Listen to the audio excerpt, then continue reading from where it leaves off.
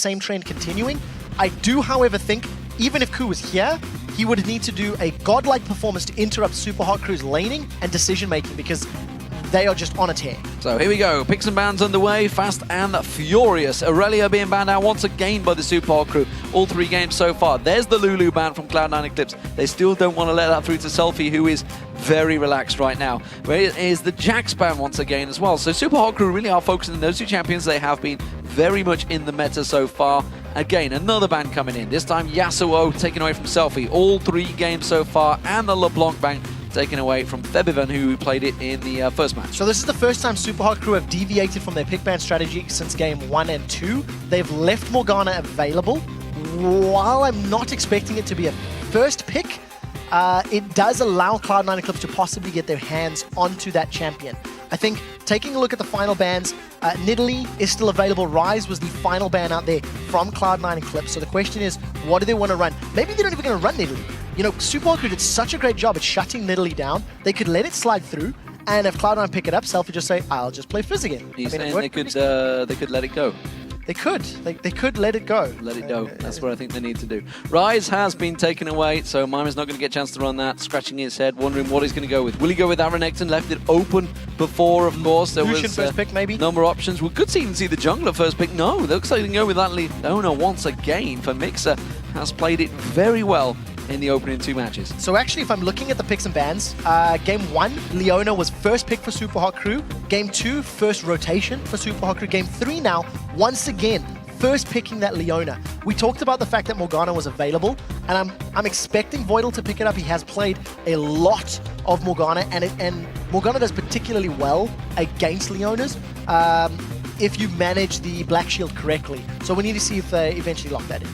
Seems a switch coming out from Cloud9 there, debating what to go. They did have Blitzcrank hovered over, but I don't think they're going to go with that. Morgana is probably going to get locked in, like you mentioned, was banned out in the last 2 matches, so this time has snuck through the cracks.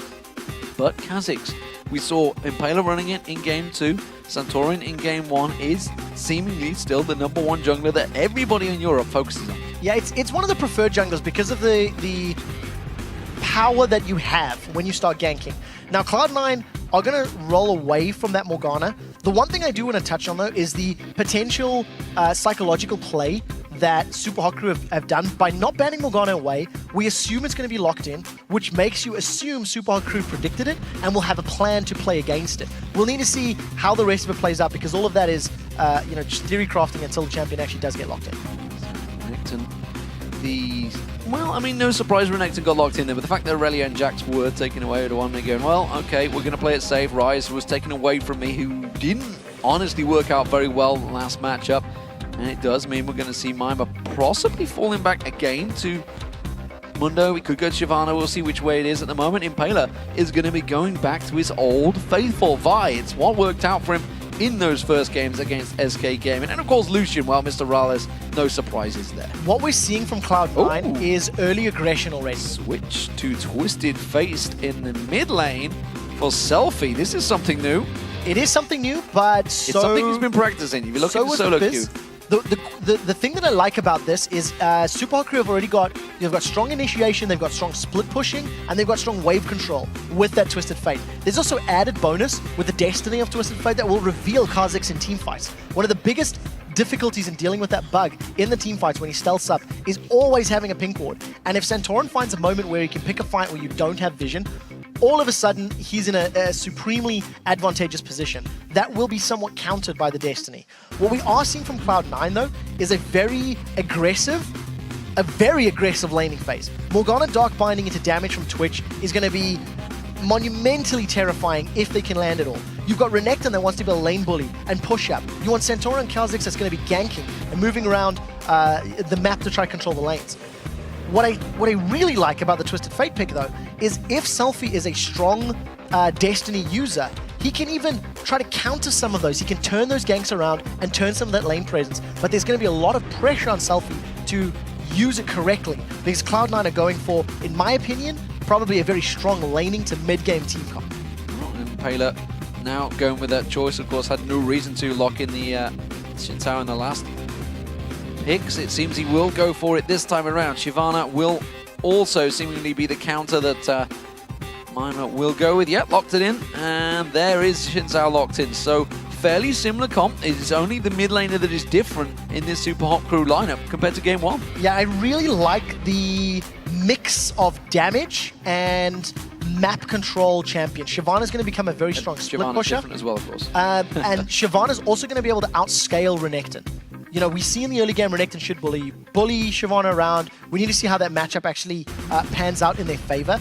But I really like the engage. Leona, Xin Zhao, Shyvana, dive in there. It gives you a strong front line to protect Lucian and TF. And if by some miracle they get engaged upon, Xin Zhao's just going to knock everybody away. Just kick them out. And Febiven is the man to lock in the next champion.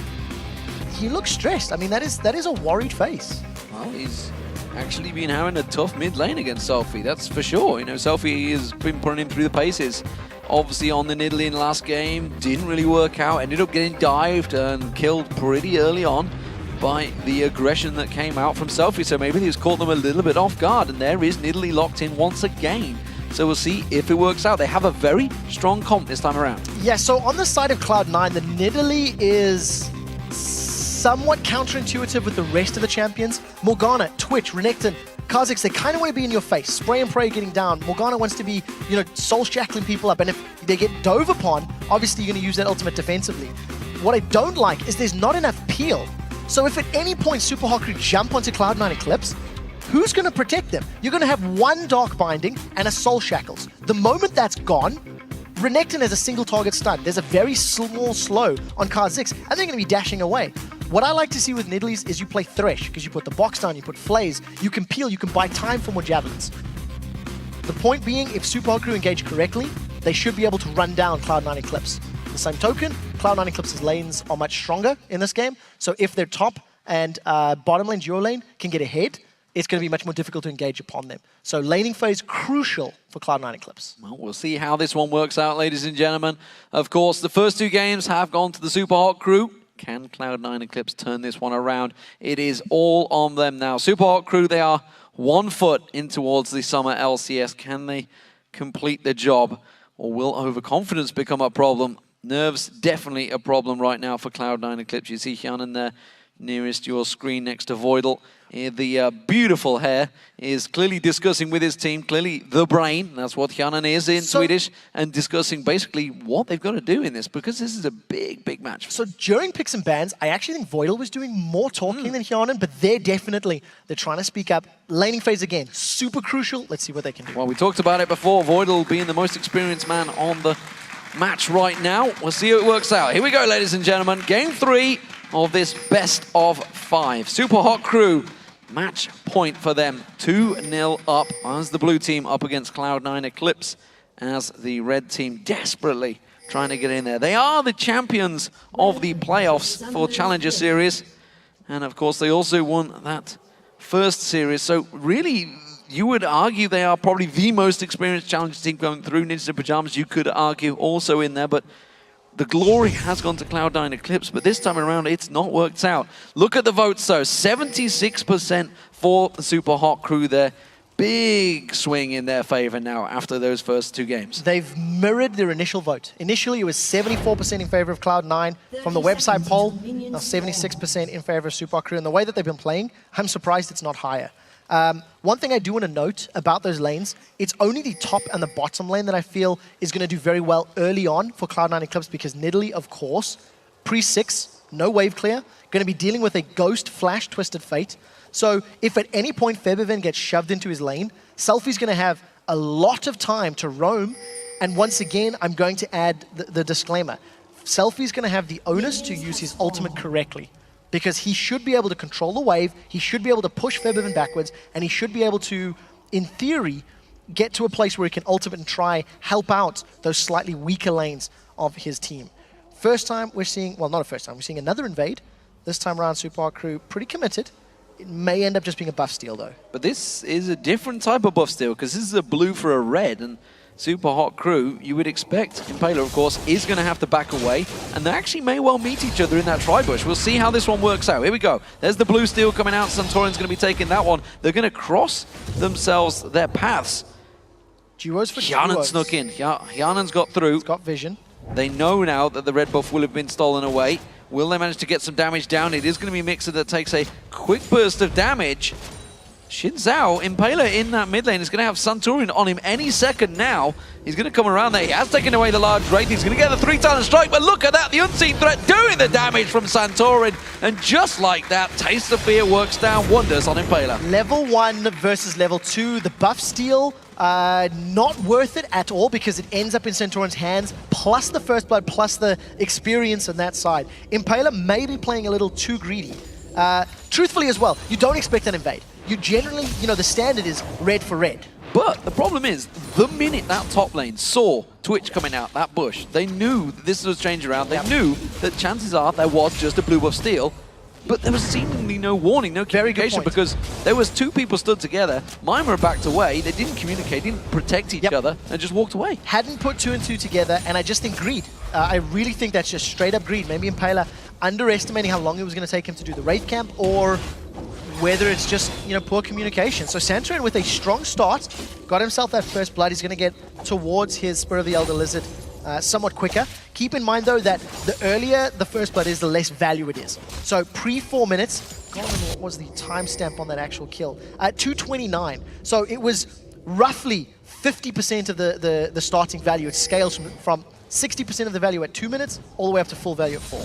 Mima may well be the next focus target. There's Odoamne, gets the stun down on towards him. Santorin, by the time he gets here, he's well out of position. It's like he was lagging on land there. It just didn't even it's possible, but there we go. I think he didn't cancel the spell cast, which he had already channeled. So half-hearted attempt. Mixer going aggressive on Hyanin. But this is what we sort of expected. You'll notice that both Mima is being shoved into his lane naturally, into his tower naturally, and Hyanin and Voidal are playing very aggressive on Mr. Rolls and Mixer. And we should talk about, obviously Mixer's, the fact that he's been going with this Leona constantly, which is why they're banning out Morgana, because Morgana's considered the hard counter to Leona.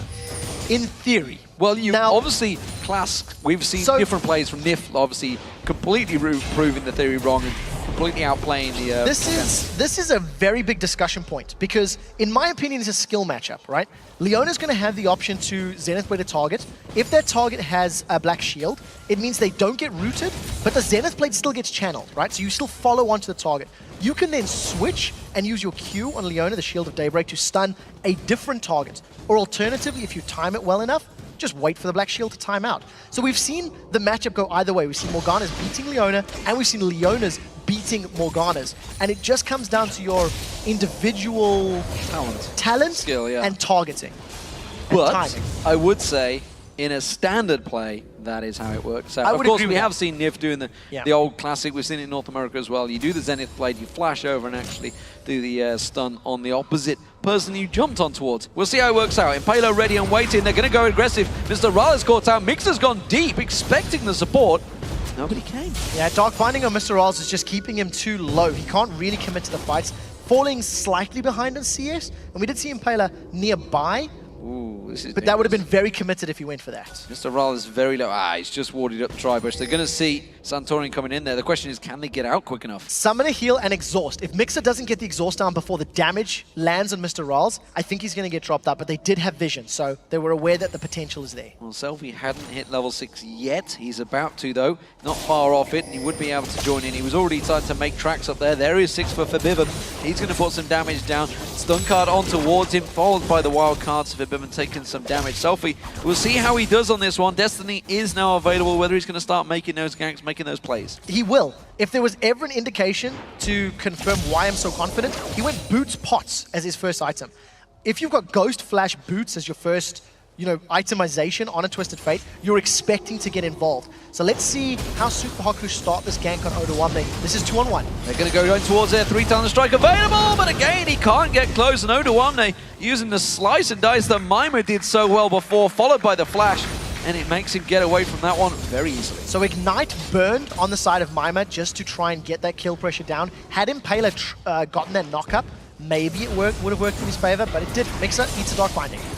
A lot of poison to boot there. Hyanin putting some serious pressure with Voidal on this lane, and this is the most pressure we've seen on Super Hot Crew in the lane phase. Yeah, it is because of the lane matchups. I mean, Leona, yes, she can do well, and we've already talked about how Morgana's got tools to deal with Leona, but once Mixer hits level 6, all of a sudden that targeting and that Black Shield timing becomes so much more important. So Santorin, he's got the only kill in the game, going for the blue buff invaded. Febiven will pretend we didn't see that. Speaking of perfect timing, though, that spear was thrown way before his spawn. Oh, that probably could have gone better, but instead Santorin will secure it nevertheless. He gets his own blue. He can go across and obviously give Febiven his own blue, but so that spear was thrown before it spawned and landed perfect. That's the second time we've seen that as well. Going for the blue buff invades and Febiven not connecting on the actual golem with the javelin toss.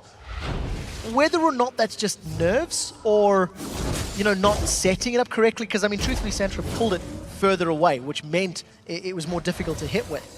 Regardless, blue buff was stolen. Santorin continues to hold on to this very minor lead. And we'll see how quickly Impaler can get to the Feral Flare. The standard timings for this series was 15 minutes for Impaler's first one. Santorin went 16 minutes for his first Feral Flare. Mima's getting aggressed upon by Odoamne, but in terms of health, you can see Odoamne obviously still, though, hasn't backed away from that initial gank attempt they had on him. Did go towards that pickaxe, so Blazer Rune King will be coming out from Odoamne's Mima. Meanwhile, we'll see whether he does the same, but went Ninja Tabby early on, expecting that early aggression. We'll see how it pans out for them. I mean, if you look on the side of Cloud9 Eclipse, Mima should not be winning. No, he shouldn't. But that's also because Odoamne is trying to bully him. So whenever you spend time trying to harass your opponents, naturally you're going to lose some CS. And of course, Impaler's gank, forcing Odoamne to lose that flash very early on. We do see Febiven connecting. Javelin toss grabs his blue buff. I think one of the things that's going to be very interesting to see is when Selfie decides to use that Destiny. He's held onto it, but he's motioned as if he was going to use it 2 separate occasions. So doing pretty well at CSing, and actually no, I take that back. He's behind on CS2 a Nidalee pre-6. I don't think that should be the case. No, he did, as you mentioned, motion towards using that Destiny. That may be where it is. Here comes Santorin. Mima's in all sorts of trouble. He's going to use that Dragon Descent, but he's not going to get him far enough away, or is it? Santorin's going deep on this one. He's tower dived. Impaler comes in. He can get the revenge kill. Or can he? The damage going down. There's the tower hit doing it. And the double buffs return to Impaler. Impaler avenges his initial death. Because Santorin went deeper than maybe he should have, Odoamne did not back him up, didn't go with him, so it ended up being a very difficult situation to get out of. 1-for-1 kill credit on Impaler, and he's working towards, of course, that Wriggle's Lantern. Let's see if Selfie comes in behind Odoamne. There's a red buff there on Riddick. Destiny card comes in. Is it too much? There's the stun on the tower, and now Selfie's got double buffs. Everybody wants double buffs. We need to keep an eye on how long these double buffs actually last, because now I'm anticipating a gank. Wildcard missed that for sure. Those wildcards went a little wild in that bottom lane. So Selfie now going to return to the mid lane. That's actually the second time we've seen those sort of gank situations where Impaler or Mima have underestimated their opponent. You know, they've gone in for that 2v1 situation and ended up giving up a kill, whether it's because of timing or something else you can, of course, argue. Tiamat now built up by Odoamne. Could argue that if it had backed up originally with Santorin instead of diving in the tower on his own, he would have secured himself 2 kills there. Here we go. Mixer getting caught out there, but he can quick. Culling being used onto Voidland, actually doing some very good damage. He has got that BF sword on him, but of course, not a great deal of armor on Voidal's part, just that health regen. But Super Hot Crew, they're going to try and start these rotations. Pink Ward's going to get cleared out, and Impaler actually putting Pink Ward of his own down in that bush and still keeping themselves safe. I like the positioning from Impaler. Had anything happened in terms of ganks or had Santorin jumped in there, then you could have seen a situation where they could have done a counter gank. Regardless, it didn't work out that time around. Pink Ward was cleared, and you'll notice that Selfie has gone for the Sheen. I'm expecting the Lich Bane as the first item, which is somewhat non-traditional, but again, it's just going to play movement speed, tower pressure, and side lane gank.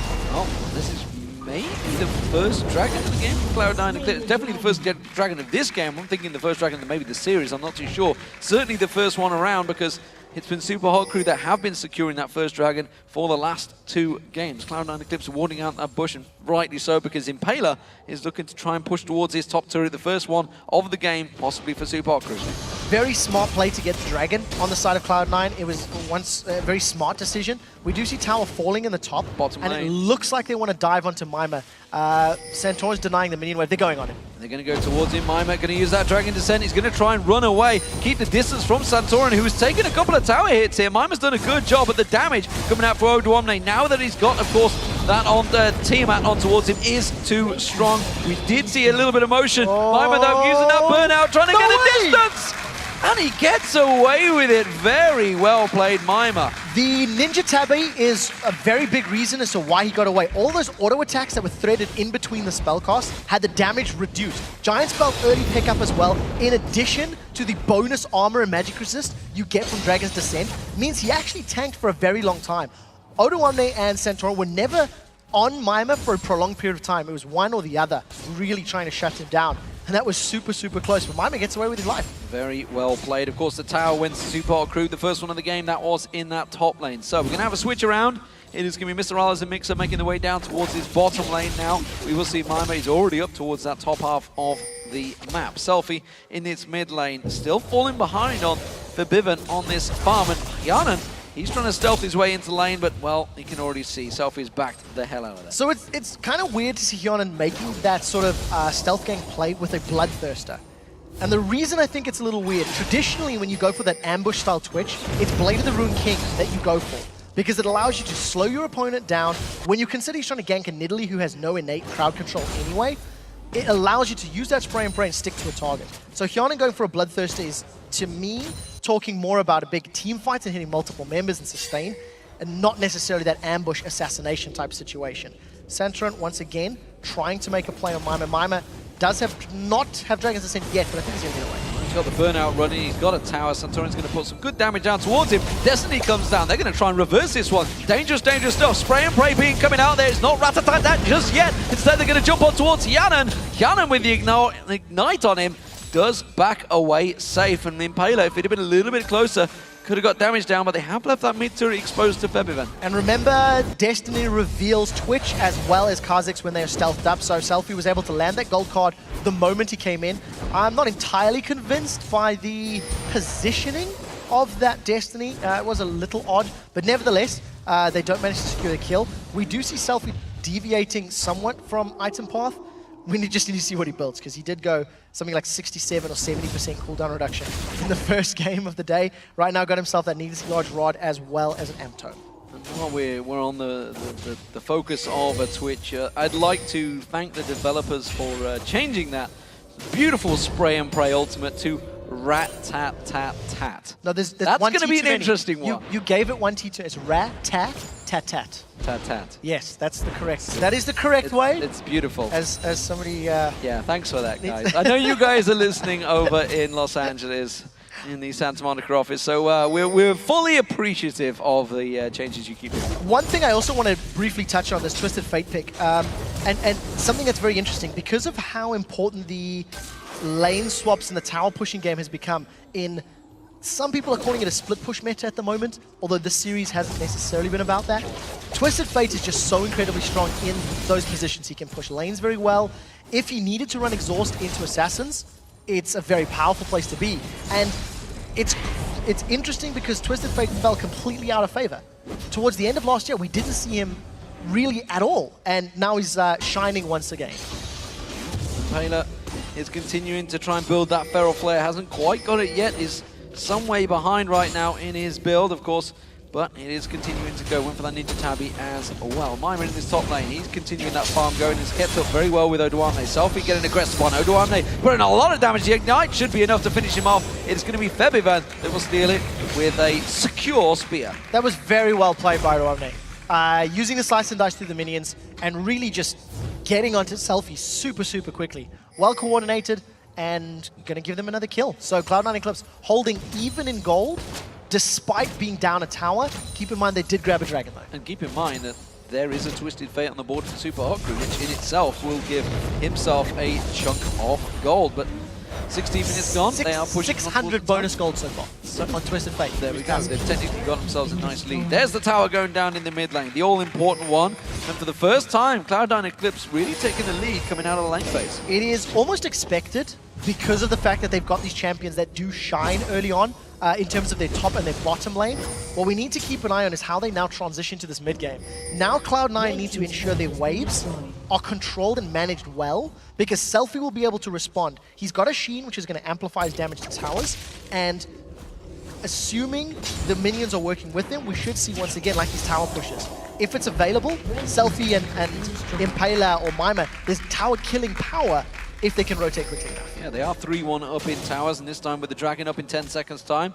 Super Hot Crew are ready and waiting to pounce on this one. There's no teleport for Mima. He's got to get his boots moving. He's actually teleporting back to base, while Cloud9 and Eclipse are ready and waiting to go. Don't think they quite have the timer on this one. Cloud9 and Eclipse have started it off already. Mima, a long way from this fight. Cloud9 cannot risk being caught by a solar flare. If 2 or 3 members get hit by it, that is exactly how they'll win the fight. But this is 3v5. This is brave from Mixer. Solar Flare goes in. Mixer going deep on this one. You can see that's the ultimate coming out for Voidal. Mixer has gone down, the first death of the series for him. Impaler in trouble. He gets dropped. He did manage to get the Dragon locked up there. Selfie flashes away. He's got the stun card pulled already. Manages to pull it on towards Santorin. Mima now keeping him at bay, and they will back off. It's a 2-death for Super Hot Crew, but they secured the Dragon. Yeah, very well played by Impaler to secure the Dragon, but Super Hot Crew committed 3v5. I mean, at the end of the day, they threw themselves into a situation where they were outnumbered and they were outgunned.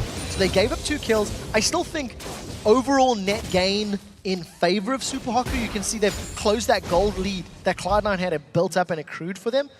But they can't run the risk of doing those sorts of plays against. That's the first risky, questionable play we've seen from Super Hot Crew, I think, all series long. Well, Forbidden has completed that Rabadon's death cap now. No boots still picked up by that Nidalee, but working out well. Coming out of the lane phase and looking very strong. Santorin himself has evolved his wings. He's starting to look strong as well. That X-Trigger was completed. Now starting to build it towards yet more items with that Elder Lizard completed a long time ago. Still no sign from Impaler of that Feral Flare. Still trying to build it up. Hasn't been able to buy himself a lot of time, really. And the fact that we're coming up to 19 minutes, it's a very long one. There is the Feral Flare finally completed 19 minutes in. And now Mima continuing to be aggressive. This time around, though, Shyvana will start getting stronger, but you can see he's a full item behind Odoamne now. Yeah, Odoamne is doing very well. He's got a bunch of kills to his name. At this point, Shyvana's levels and items are going to start swinging more in Shyvana's favor, and there's more tools, I think, in Shyvana's kit to split push. So let's see if Odoamne can control. They're chasing him down. There's the flash, does manage to catch on towards him. That's going to be the knock-up any second if Impaler can get one step closer, but Mima actually knocked him away from him. And Impaler, he's going to have the cooldown. He's going to get the audacious charge back on towards him. Dominus comes out, slice and dice from Odoamne. Has he got away from this one? He has! A great escape, but while this is happening, there's a big push on the bottom. 4 members of Cloud9 are shoving the bottom wave. Selfie is pushing in the mid wave. This could end up being a tower trade for tower trade. Let's see if Mixer and Mr. Rolls can defend. Impaler's running down towards that mid lane. There's going to be the Solar Flare. That's a 4-man dive from Mixer straight on towards him. Voidal and Hyanan taking a lot of tower damage. Hyanan taking very low from that one. He has to back away. There's the mid inner turret going down. They're rotating towards the top. Mixer and Mr. Rolls defend against 4 members of Cloud9. Selfie is just about to get his destiny available, and 3 members of Super Hot Crew are now on this top turret. If a gold card connects on Odoamne, I think they're going to dive him. Selfie's got turret aggro. Wildcard goes through, does manage to pull some damage back on towards him. Impaler continues the damage on the tower. A second inner turret for the Super Hot Crew picked up. What a great rotational play, and more importantly, fantastic defensive work down that bottom tower. 5 versus 2 in terms of towers. Super Hot Crew sneak 2 turrets under the nose of Cloud9 Eclipse, while Cloud9 were in a 4 versus 2 situation. The reason that didn't go well for Cloud9, Nidalee doesn't want to tower dive. There's no damage reduction on tower shots on Kha'Zix with his ultimate anymore, so he doesn't want to tower dive. And Morgana is okay at tower dive, but she's so squishy. She simply can't take turret aggro long enough to make that work. So at the end of the day, Cloud9 come away in a very poor position. Destiny being used for vision from Selfie. He's going to go down towards that bottom lane, actually back away. It was like, I'm going to take this wave, and I think he got told off by Mima actually there. He was like, no, you don't, you dare. They did actually check Baron there, Cloud9 Eclipse, because, of course, remember, Super Hot Crew have snuck in there and taken that a couple of times. Around about the 25-minute mark, they were a little early on that one, but it was a full concerted effort. They had no vision there, and 4 members moved towards that Baron because they were expecting Super Hot Crew to back for it. So because Mima hasn't built any attack damage yet, like a Blade of the Ruined King or similar, I think it's going to be much more difficult for Super Hot Crew to pull off the same strategy, because they'll need Mr. Rolls and Impaler to be in that scenario. And if they get caught out, they're in trouble. Right now, the 4 members of Cloud9, that's Selfie going super far forward. Selfie caught out. Zonya's Hourglass being used straight away, though. Mixer going very deep. Solar Flare doing work. That's going to be Oda1 going down. A quick turnaround. Santorin does manage to take down Mixer. Santorin getting caught out, stunned up. Selfie thrown out the wildcard. Mima coming from behind. There's a Dragon Descent straight on towards him. He's 4 men deep straight in towards there. The rest of the team catching up towards him. Puts damage down towards Yanan. Yanan taking full burst from Mr. Rallis. One more hit should do it. Mima tries to flash for it. He gets it secured with the Ignite. And we'll see if it carries on. Voidal's knocked out. Voidal caught out. He gets stunned and knocked out. He's down as well. It's a 3-for-1 so far. The Super Hot crew are turning this fight on its favor. And now they're moving towards Baron. This is so risky. If Cloud9 are aware of this and Febiven moves in to throw those javelins out, yeah, that was very, I think, smart to back away. Had javelins been thrown in there, it would have been very difficult. Now, in terms of the fight starting, Selfie actually gets away with his life thanks to some smart itemization. He avoided a lot of damage thanks to that Zonya's Hourglass. And Febiven lands some very key javelins later on as this fight drags out. So keep your eyes on Selfie's HP. Dark Bindings are good from Voidal. Because Mima's got no Bilgewater Cutlass or no Blazer King, he's not a particularly strong threat. Oh, Ignite. Flash for Ignite, which is how Mima managed to grab that one. And basically the long-range skill shots from Cloud9 prevented anything worse from happening because they dealt enough damage, but it was a good response from Super Hot crew. Because nobody got blown up instantly, they could run Cloud9 down, and their comp is just better at chasing, and that's what we talked about. No peel. No peel from Cloud9, teamfights don't go their way. They are looking to engage again. Those spears not landing just yet. We did see Febiven landing one on Selfie in that fight. And that's what forced him very low.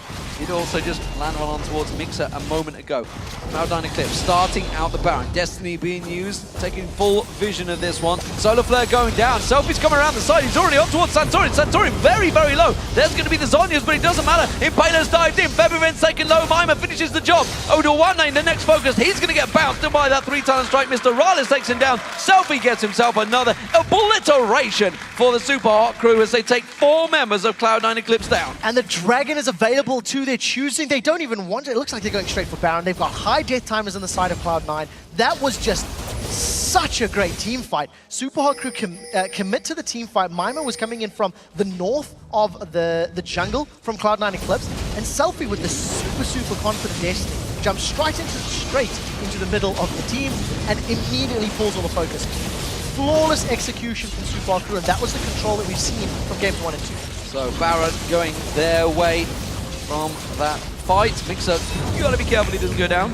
Just getting stacked up a little bit there, but now it is a 6,000 gold advantage built up. Hyanan still pushing his bottom wave in. He may just about get himself time, but I don't think he fancies it. He's, of course, got that stealth mechanic where he can escape, but still got to be careful with that Destiny available by Selfie. Hyanan will back away, and they're going to go for Dragon. It's going to be some gold at least for them, but they've got to be careful because Super Hot crew are already moving in. Yeah, I don't know if Super Hot crew will get there in time, though. So Dragon will be going over uncontested to Cloud9. They've lost their red buff, though, as Mima has actually picked that one up himself. He's going full tank on this Shyvana. I'm still not seeing any attack damage from him. And the only reason I highlight that, had he gone attack damage, one of the best ways to deal with a Nidalee is to engage upon it over and over. And it's something we've seen many times in the past. If you have those aggressive comps, but you don't pull a trigger, you allow yourself to get sieged upon. And because Cloud9 have got so little peel, it's only Morgana that's going to be doing that for them. You dodge one of those Dark Bindings, and if you can wait out the Soul Shackles, there's nothing else to stop you. Nothing else to stop you. So Super Hot crew have just run rampant over Cloud9. Now they've got their items and their levels. Big tank here, as Blake mentioned. So Super Hot crew move in. They take themselves the blue buff. It will be Selfie that locks that one down. And we see, once again, are we going to have a 4-1 split coming out from Super Hot crew? You can see Mima all in his own in this top lane. He's happy to keep on pushing. Super Hot crew can go for a 1-3-1 if they want to. Shyvana's a great split pusher, Twisted Fate is a great split pusher, and Twisted Fate can rejoin a fight as well. So if Super Hot crew wanted to keep their groups together, I mean, that's Destiny being used from Selfie. Again, just to get vision, have information, and now they're going to push up this inner turret. So, very smart play. The champions are going to allow Super Hot crew the map control that they have earned.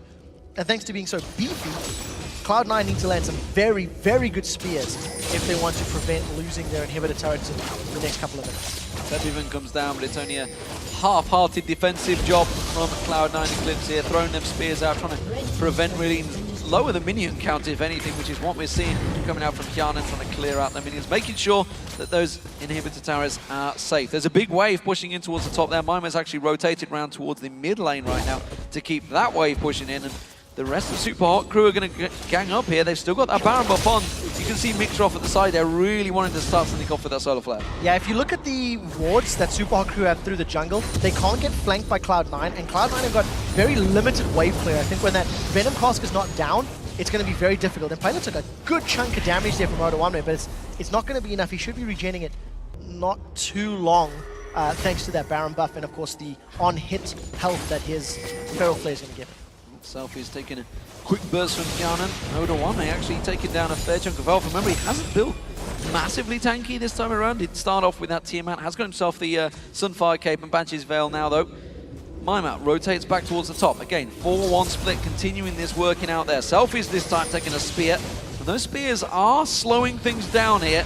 They do see Mr. Rales caught out. It's not going to be enough. Blocked off by Maimat. That was a spear and a Dark Binding catching on towards him. And Summoner Heal used. Mr. Rales actually popped it there, maybe in anticipation of somebody diving onto him. So Summoner Spell blown on the side of Super Hot Crew, and that's exactly what Cloud9 need to do many times more if they wish to defend these towers, because Super Hot Crew are showing no signs of backing off. With the minion wave on the bottom and Baron still up for another 20-odd seconds, they will keep sieging. When Baron is off, I wouldn't be surprised if they backed away and played it safer. Relentless aggression coming out from Mixer as he dives in towards this one. Selfie taken low. Doesn't get the Zhonya's Hourglass off in time. Voidal's going to get dropped by Mr. Rales. Or is he? Gets away. Febiven taken low. That's going to be him now. Mr. Rales gets picked on. This is actually a back and forth sloppy fight from both teams. Odoamne now on the turret. He's going to fight this one out. Voidal's going to try and come in with one of those Dark Bindings to keep him at bay. And Payla, once he gets that dash on towards him, will find himself one. Will he get a second? No, the Zenith Blade not quite landed from Mixer. They're going to have to back out of this one. It was a messy engage, but it was a 3-for-2 again in favor of Super Hot Crew. 3-for-2, and the super squishy targets on Super Hot Crew are down. That's not over yet. They're not done yet. Odoamne has a lot of damage with that Tiamat. Mixer's going to get caught down. That's a 3-for-3. Impaler caught out. They're going to try and turn this one back around. Odoamne is doing damage. Maima's going to get focused now. He has to use the burnout to try and escape. Impaler is getting locked down. There's no escape for him. 3 Talon Strike is not enough for him, and Odoamne will run him down like he should do, and that's a 4-for-3 in favor of Cloud9 Eclipse, and they held on to the tower against a baroned up Super Hot Crew. I don't know if Super Hot Crew needed to tower dive. They still had Baron up. They still had siege potential. If you get a couple auto attacks from Twisted Fate with that Lichbane on a tower, it'll take a few waves before it goes down. It could have been the urgency of Baron running out and the fact that Mr. Rolls had eaten a few too many Dark Bindings that made them dive and force it. It could also be somewhat of overconfidence, considering how far ahead they've been elsewhere in the series. At the end of the day, Cloud9, they defend it, they hold onto the turret, which is the most important thing, but they are still 6,000 gold down. So they need Super Hot Crew to continue doing those same ill-advised dives, or look for more poke before they can regain some semblance of control in this game. And Selfie, of course, he didn't even get a chance to use that Zhonya's in that fight. He was taken down so quickly at the start of it, so a lot of the damage was immediately removed from that fight. So Baron up, 1.5 minutes, Dragon a minute. Let's see which one they're going to go for. Super Hot Crew are trying to keep Cloud9 Eclipse penned in towards their base as they push these waves back in towards them. And Cloud9 are doing a good job at keeping them clear at the moment. Cloud9 actually defended that very, very well. I mean, all things considered, they held on the bottom lane, they held on the top lane. They performed well in the team fight. I still want to reiterate that I would like to see damage on Maima. Hjanen's in trouble. Hjanen's going to get caught out. The stun card along with a DFG doing that. Tell you what, it's not a DFG. There's going to be the Zhonya's being used out there. Lichbane was the one that did the damage. Mr. Rales closes out the deal on towards Febivan. We did also see Hjanen going down. Santorin's going to run away. I think they're happy to let him escape. No, that's going to be the stun card followed by the damage. There's a double kill as Odoamne goes down. Super Hot Crew have themselves 3-for-0 as they push on through to try and close the game out. This is going to be an inhibitor at the very least, and if they get some minion support, they may be able to push down the Nexus turrets. You know what? With Maima and Impaler, they can just tank up those Nexus turrets. It looks like they've done it. Super Hot Crew are pushing through. Both inhibitors now go down. Can they close this series out 3-0? They are thinking of backing away here. And they are playing it safe. Well, Baron is up, and that's going to be the focus. We got too excited. Death timers were running low. Febivan and Hjanen were going to be able to defend that Nexus and, of course, spray and pray was available to Hyanin. So, erring on the side of caution, Super Hot Crew back away. Super Minions in 2 lanes. They're going to secure themselves at Baron. And just to finish off the point, I feel like had Maiman gone for a little bit of damage early on, all of those dives could have been quite drastically different because he would have had more kill threat on Cloud9. But that is just hindsight giving you the ability to make those questions. At the end of the day, Baron secured, first one of this particular series for Super Hot Crew, and they got themselves a nice 10,000 gold. Got themselves the turret and the dragon for Cloud9 Eclipse, though. They are not out yet, but they are very, very close. It is 2 inhibitors down, just 1 remains, that bottom lane. They have to hold on tight while those super minions push in and the Baron up Super Hot Crew push on through. They've been so tight in these team fights, but the last one, they were simply caught out, picked off, and that's exactly what Cloud9 are looking to do right now. This is going to be so difficult to defend because Cloud9 don't have the greatest wave clear. Voidal is going to get caught out. He's going to be in so much trouble. Destiny's been used. Destiny coming down, Mixer getting caught, but look at that, he's got over 4,000 hit points. He doesn't care. Hyanin in trouble, he gets insta-popped. Now it's going to be Voidal, Culling doing all of the damage. Mr. Raleigh going crazy on this one. He does manage to lock himself down another. Well, Febiven completely out of position. Super Hot Crew just follow these super minions straight through to the Nexus. There are 3 members of Cloud9 to defend against 5 members of the Super Hot Crew. Maiman actually using the Dragon's Descent to get into the Nexus turrets even quicker. We touched on the fact that there's very little wave clear for Cloud9, so defending against multiple waves of super minions was always going to be difficult. It's been amplified now because they don't have the AD carrier support. This is game. Very well played. Super Hot Crew looked strong throughout this one. They are going to re-qualify for the Summer League of Legends Championship Series. The Super Hot Crew are back in once again. 3-0.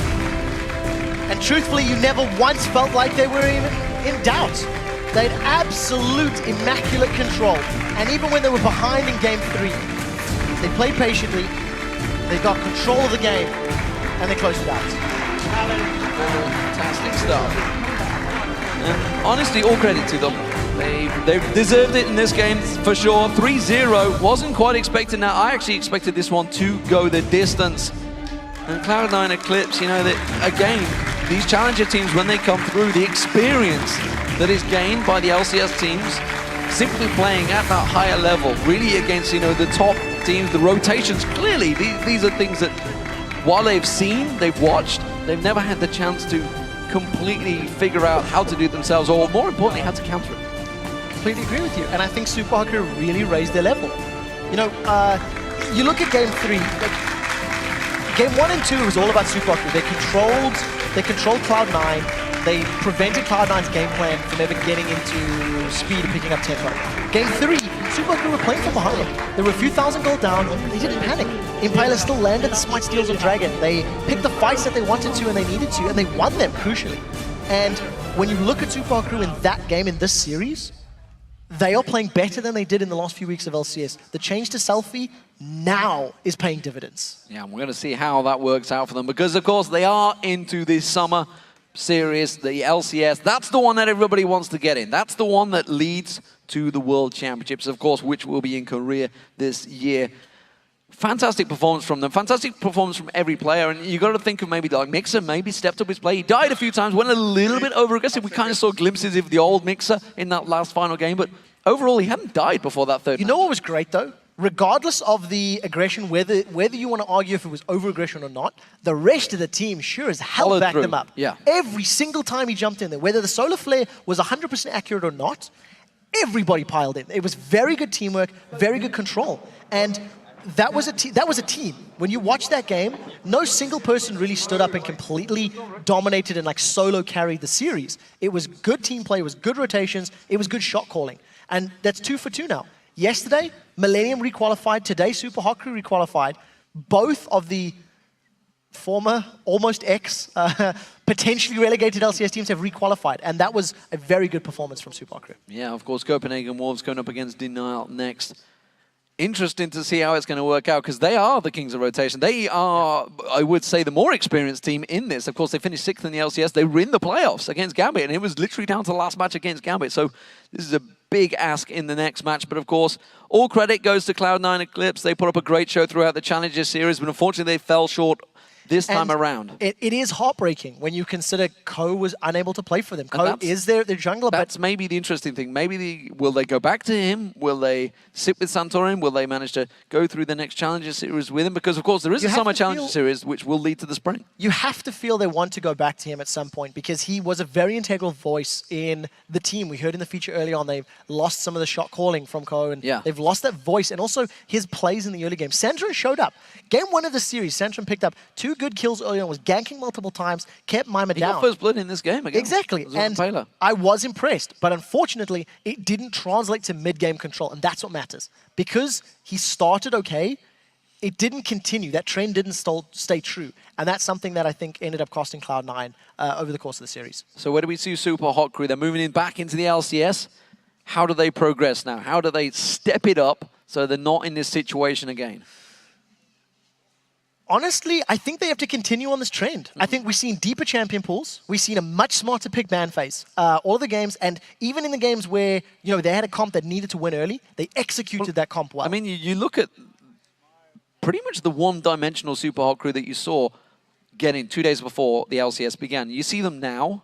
We talked about champion pools, how limited they were. You could argue Mima's still limited in the top lane. Impala definitely seems to have stepped it up a little bit, although he played Shinzao pretty excessively this time around. Even if you want to call Mima out for some of his champions, at this moment in time in the current meta, his champions are in. Yeah. So yes, he fits. He may be somewhat things, but my favorite double AP comp was the Lissandra Gragas composition that Supa Hot Crew ran a while ago, and Mima played Lissandra and played it perfectly. So he can play other champions as well. And I just think if the team continues this trend, this shot calling, this rotations, they can work around the rest of their picks and bans. And maybe just one day we will see Rengar. Who knows? We'll see whether he gets able to play. Shox has Supa Hot Crews, Mr. Rales and Impala with her after that win.